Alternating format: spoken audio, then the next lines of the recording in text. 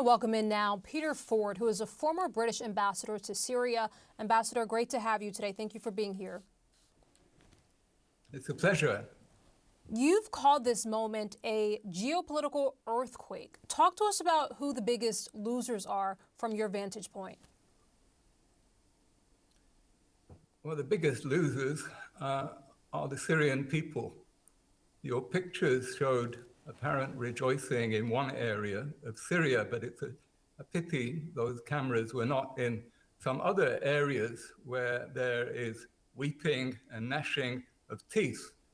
In the Christian areas, the Alawite areas, the Kurdish areas, among secular Sunnis, there is despair because they are now in the hands of ferocious, jihadi, hardcore terrorists. Do not be deceived.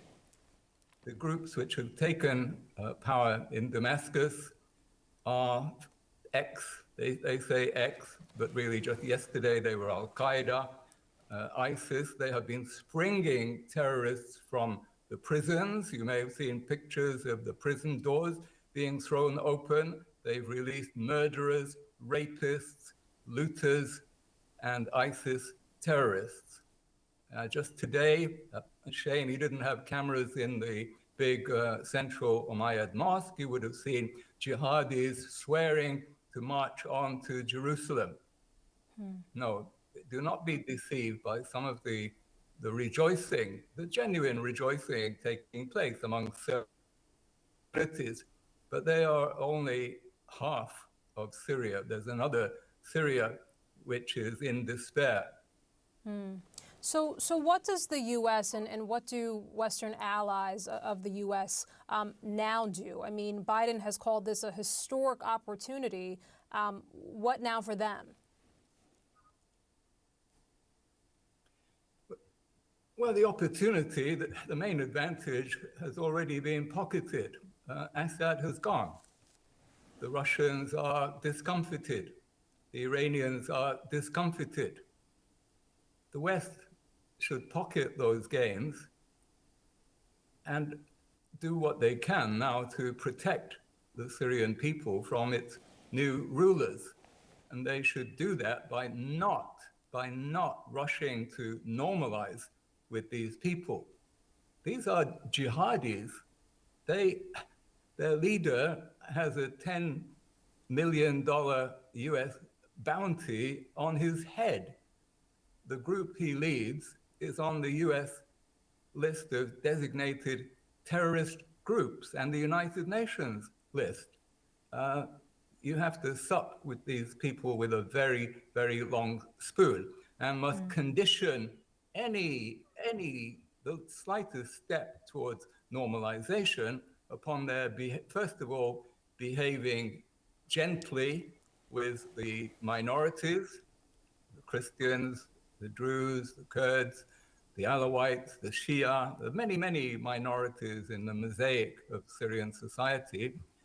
And secondly, by walking back their threats to move on next to Beirut and Jerusalem. Jolani, for his part, has said that his views have moderated in the last 15 years or so. To that you say what, Ambassador? Phooey. I say phooey. He's trying to pull the wool over our eyes because he's now desperate to get concessions from the West, especially the lifting of sanctions. The sanctions that the West have applied to Syria over more than a decade have brought the country to its knees. The country only has a couple of hours of electricity a day and barely any fuel for generators. And this basically is why the Assad government fell. The jihadi government will also fall when there is rapid disillusionment because it's not improving the economic situation. So the West has an important lever on the jihadis here. They must transition to a genuinely civilian government and respect the safety of minorities before there's any move at all towards lifting sanctions. And we don't need these people now. They have achieved what the West wanted, getting rid of Assad, striking a blow at Iran, discomfiting the Russians. We don't need these people, but we do need to protect the people inside Syria and stop any adventures across the Lebanese border or any talk about attacking Jerusalem.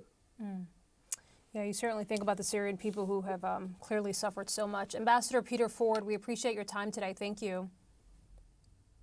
It's been a pleasure. Thank you.